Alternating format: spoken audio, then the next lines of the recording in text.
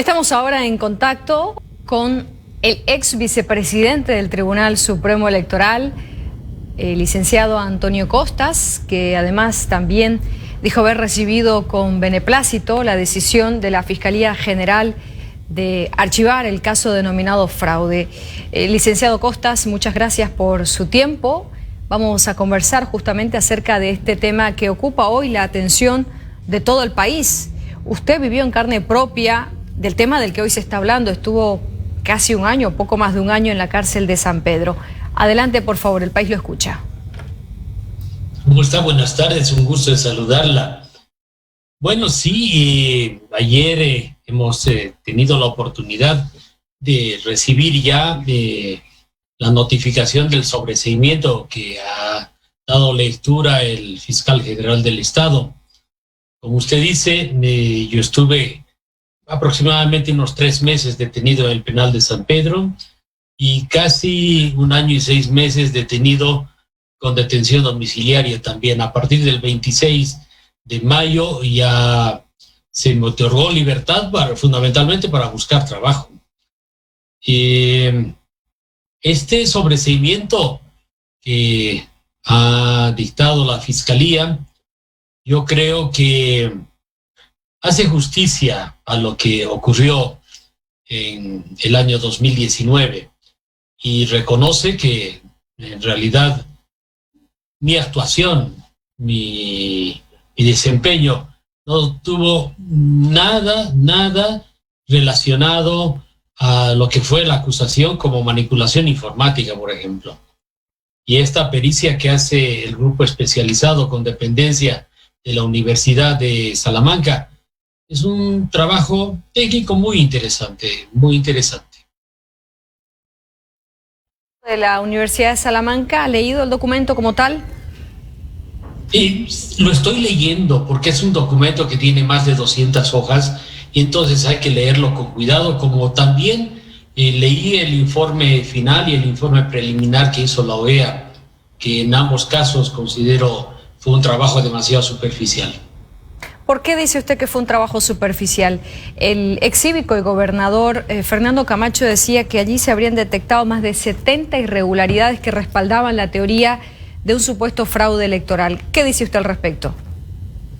Bueno, en realidad el informe de la OEA nunca se menciona un fraude, solamente habla de, por ejemplo, manipulaciones dolosas que hubieran beneficiado a algún candidato. Eso nunca fue demostrado.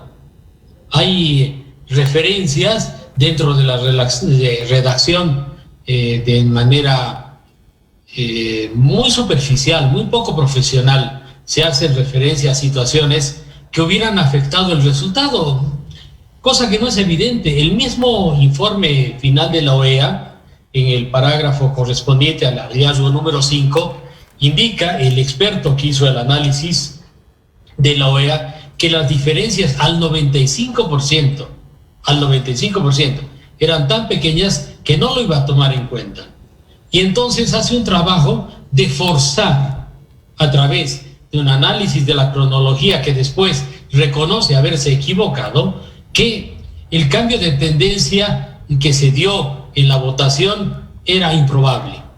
Entonces, imagínese usted, el mismo experto, el señor Irfan Noruddin, que fue contratado por la OEA para que haga este análisis y expresó las curvas, reconoce en su blog que él tomó de manera equivocada el ordenamiento de una variable que era alfanumérica, siendo que era de carácter más bien de fecha y hora. Ex vocal, una pregunta que es obligatoria. Con este antecedente de la decisión de la Fiscalía General de cerrar el caso denominado fraude electoral, ¿se tendría que reponer entonces el estatus del ganador en ese momento de las elecciones? En realidad ya ha precluido todo eso, ¿no? Ya han habido actuados que han derivado en un nuevo proceso electoral y en ese proceso electoral se ha reconocido un ganador.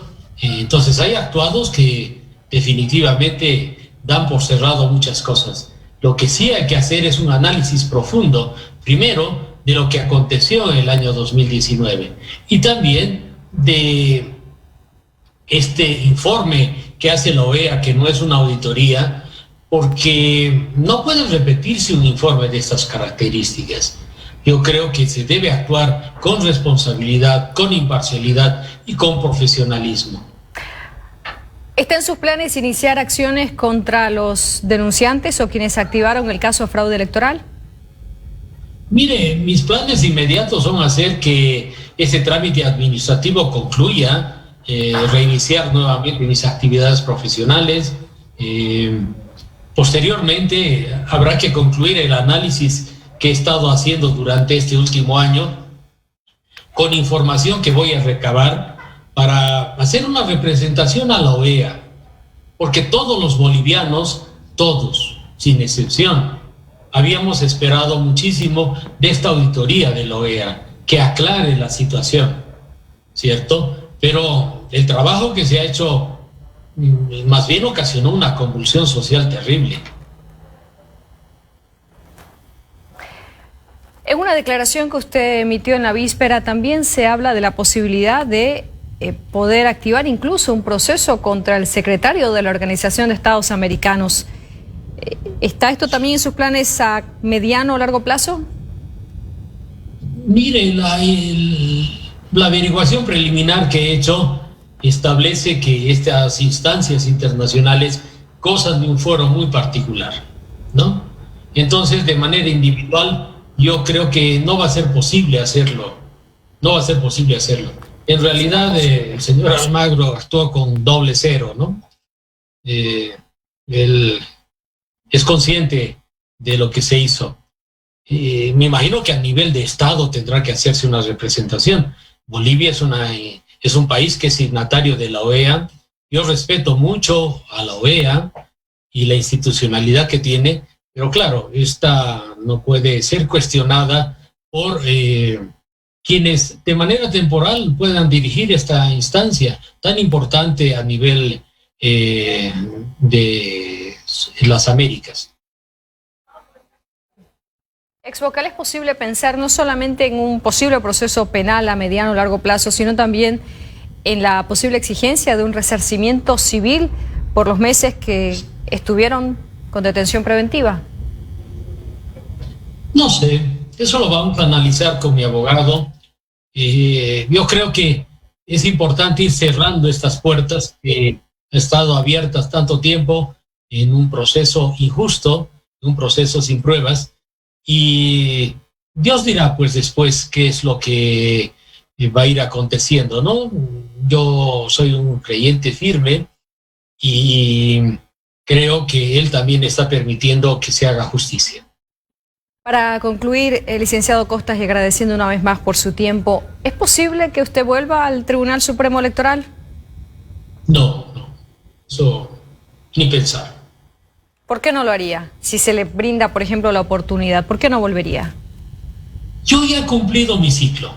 Yo he ocupado los cargos que cualquier persona ambiciona. He sido presidente de la Corte Nacional Electoral, he sido vicepresidente en 2 oportunidades del Tribunal Supremo Electoral, he realizado una actividad profesional muy intensa durante mi participación en el Tribunal Supremo Electoral. Hemos modernizado el CERESI, ahora sí ya tenemos una base de datos centralizada y además con referencia biométrica. Se ha incorporado la interoperatividad con el CEGIP y con otras instancias de manera automatizada. Entonces, creo que mi ciclo en lo que fue el órgano electoral plurinacional ha sido cumplido y me abocaré más bien a seguir colaborando en la modernización del Estado.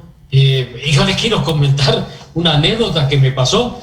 Yo enfermé de COVID y pese a tener detención domiciliaria, fui contagiado y entonces me hicieron la prueba PCR. Justo los días que me dieron libertad, me hice hacer la prueba PCR. Dio positiva. Y bueno, tenía que ir a recoger al CEDES, eran como 3 cuadras. Yo estaba contagiado. Imagínese, expuesto por una imperfección, por una deficiencia en lo que es procesamiento. podían haberme enviado a mi correo electrónico sin ninguna dificultad el resultado de la prueba. Entonces hay mucho por hacer por este país. ¿No descarta sí seguir en la función pública, señor Costas? Veremos en qué tipo de actividades. Yo le digo nuevamente, soy un apasionado por la modernización de los sistemas. Mi actividad así lo ha demostrado. He pasado por el tema del biométrico, he estado en el CEGIP, he estado en el desarrollo del CERESI. Entonces, si puedo colaborar en otras áreas, lo haré con todo gusto. Licenciado Antonio Costas, muchísimas gracias por su tiempo. Muchas gracias. Un placer, Jan, y le agradezco la oportunidad que me da para poder conversar. Muchísimas gracias a usted.